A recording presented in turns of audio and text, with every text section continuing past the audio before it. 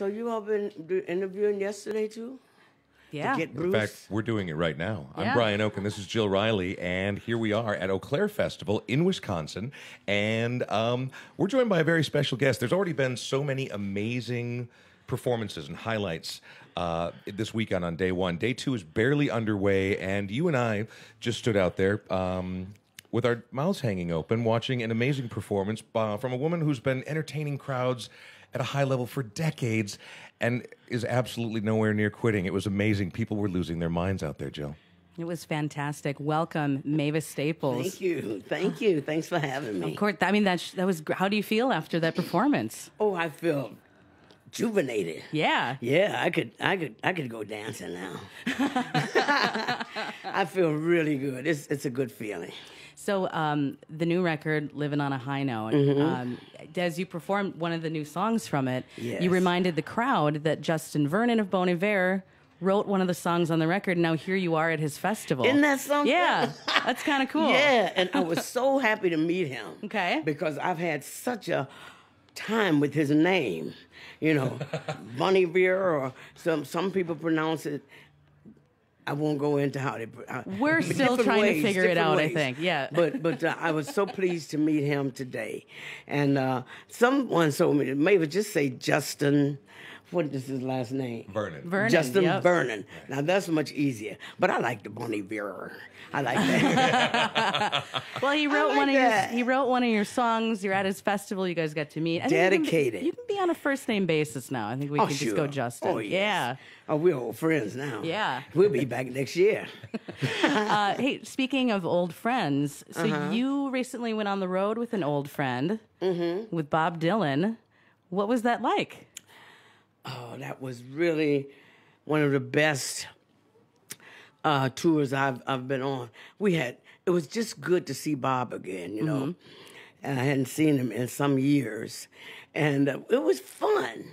We had big fun, you know, and it wasn't tiresome. It was in fact, it was bittersweet when it was closing out. Nobody wanted to stop. We didn't want to end the tour. It was just that nice. So Yeah. for anyone who doesn't know your history with Bob Dylan, I mean, how long have you guys known each other? We met in the 60s. We met like about 62 Okay. in New York. I remember very well when we met his manager. We were standing outside the theater where we were to play, and his manager said, "Bob, I want you to meet the Staples singers." And he said, "Oh, I know the Staples singers. I've listened to them since I was 12 years old." And Pop says, my father, he says, how you hear us? He says, I listen to Randy. Randy was a 50,000 watt station out of Nashville. And everybody listened to Randy. You know, if you're driving all night, you got Randy on. And he went on to describe us. He described Pops. He said, Pops has a velvety voice. He sings real smooth. He said, but Mavis, she gets rough sometimes. I said, oh, yeah, really? And we went on that day. This was a television show for General Electric. And Pops and my sisters and I, we were standing over on the side talking, and all of a sudden Bob was singing. And Pop said, wait a minute, y'all, listen to what that kid is saying. And he was saying, how many times, how many roads must a man walk down before you can call him a man? And Pop's literally, you know, that was his life. He would tell us stories about when he was in Mississippi. If a white man was coming down the street on the same side of the road he was on, Pops would have to cross over. And Pop said, we can sing that. We can sing it.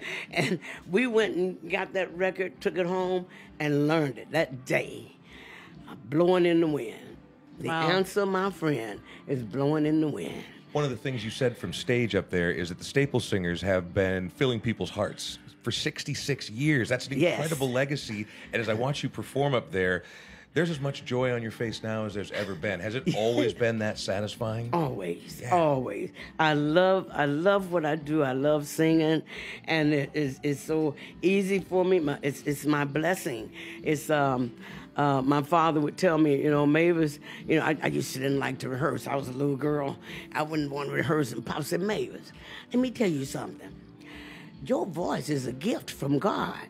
He gifted you with your voice. You don't know music, you don't know what key you sing in, and I still don't, and he said, if you don't use it, he'll take it back. And that scared me. I was in rehearsal before anybody after that. So yes, I enjoy singing. I never get tired. I just have fun. Because that's what it is to me. It's what I love to do, and it's fun. I miss my father. I miss my sisters and my brother. I seem to be the last one standing. And if that's the way God meant for it to be, I'm going to be here carrying on, Well, you bring that so much of that tradition of the older stuff, but you've never stopped making music. And now, like with your latest, Living on a High Note, you're working with amazing people that maybe 10 years ago people would have never guessed that you'd be working with and writing songs with. How did all those different collaborations come together? Because there's a pretty wide range of people that wrote songs for you on that record. Yes, indeed. We sit around, and myself, my manager, and the president of Anti Records, Andy Qualkin, and Dave Bartlett. So we wanted to, well, where's Mavis? What Mavis? They always come up with, what is Mavis going to do now, And one of them, I don't remember which one was, said, Mavis, how would you like to sing whole different songs on this album, written by different people, And I said, I'd love to do that. I'd love to, and I said, but all of the songwriters have to be younger than me. And that wasn't hard to do, So we got Nico Case, we got M. Ward, Ben Harper, Nick Cave. Yeah. Man, Well, we got some. Great stuff on there, but it was surprising to me. But then, of course, you listen to the record, and no matter who's doing the writing, it's a Mavis Staples It's still record. your voice. Yeah. Yes. But the songs, they took me to different places. Some were challenging, like Nico.